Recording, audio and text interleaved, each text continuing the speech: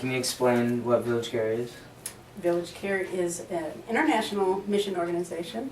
Our mission is to equip leaders to care for their widows and orphans using their own resources. We train and encourage them to improve their standard of living so that they can live using their own resources rather than relying on missionary groups to do it. Actually started by thinking that we needed to help several of the communities with some funding to provide them with money to do things, and we found out that really when we infused money it made things worse.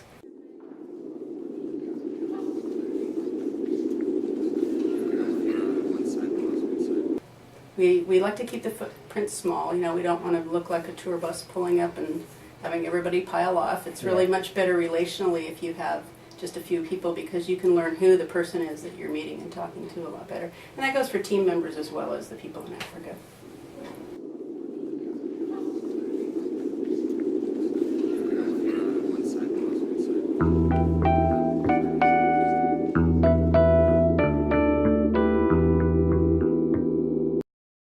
Do volunteers tend to go more than one staff trip?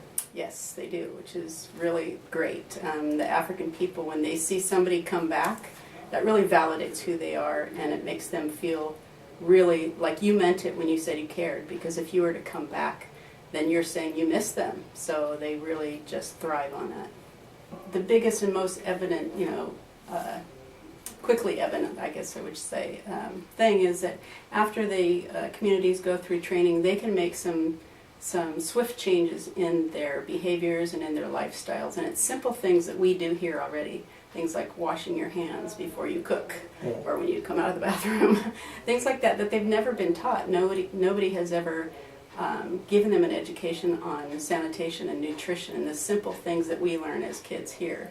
And that's why we don't need a lot of training for our volunteers, because they can go teach what they learned in grade school or junior high school, and it's a huge impact. I had one young man in Tanzania tell me that since he put in his hand washing station, his children no longer get sick from drinking or from eating, the germs that they get from eating, and he now saves money every month because he doesn't have to buy deworming medicine for his children.